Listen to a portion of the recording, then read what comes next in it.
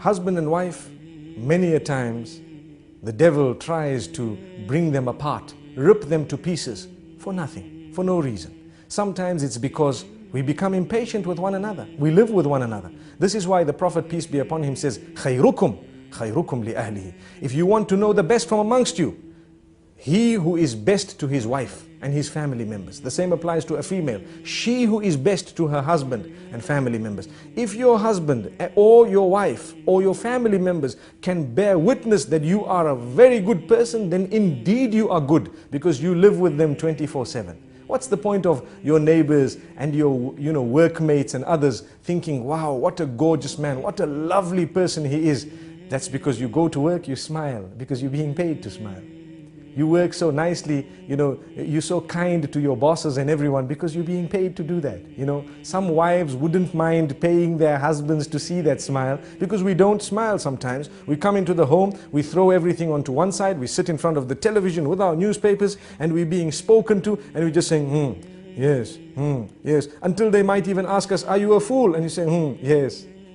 This is the type of behavior we have sometimes. We don't even know what they're saying. Yet, someone phones you from work, full concentration on the phone call. What is this?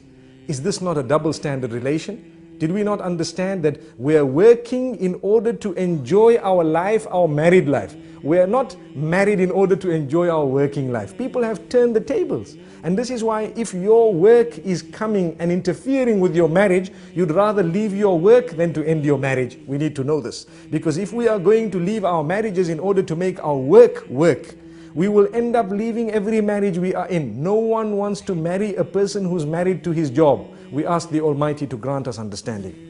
The point I'm raising is, some people prioritize wrongly, and they end up giving priority to that which is not supposed to be right at the top, over and above the things which are supposed to be right at the top. And for this reason, children are neglected, wives are neglected, sometimes husbands are neglected. The way we speak to them is far worse than the way we speak to others. Sometimes, as I said, at work, we can speak so calm, so kind to everyone, but come home, and suddenly we have such a face. Everybody's helter-skelter. Everybody's running around. No one wants to sit with us. We don't sit with anyone. When we're on the table, we have, a frown, and we look at everyone as the most harsh of people. And yet at work, even the girl who brought the tea to us, thank you very much. Oh, it was so sweet of you. Couldn't you say that to your own wife? Thank you very much. It was so sweet of you. Sometimes we have these examples can go on and on. But the point being raised is we need to make an effort to try and build the relation. Relations are built. They don't just happen.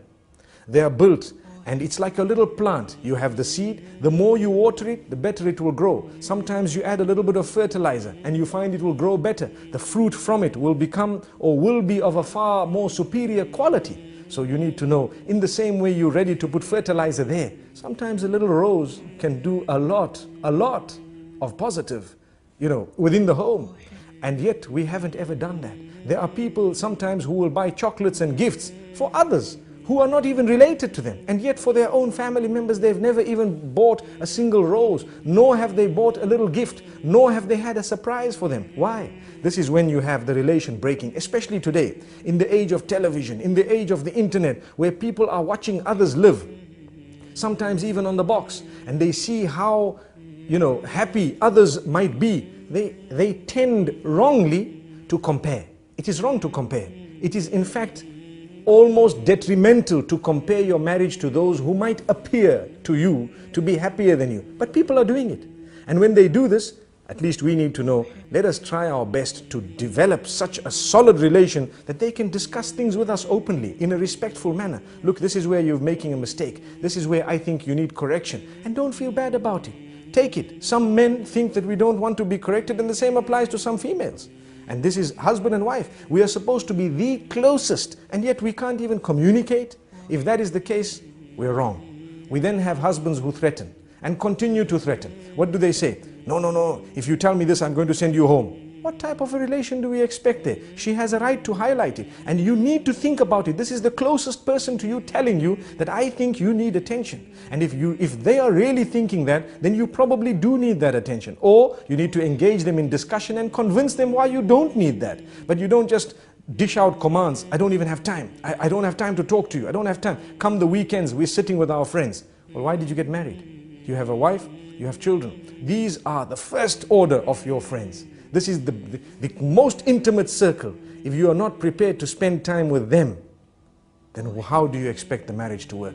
I think we've said quite a bit for today, and this is all food for thought. Obviously, whatever we've said applies to me firstly and then everyone else, and the idea is to conscientize one and all about this beautiful relation between husband and wife.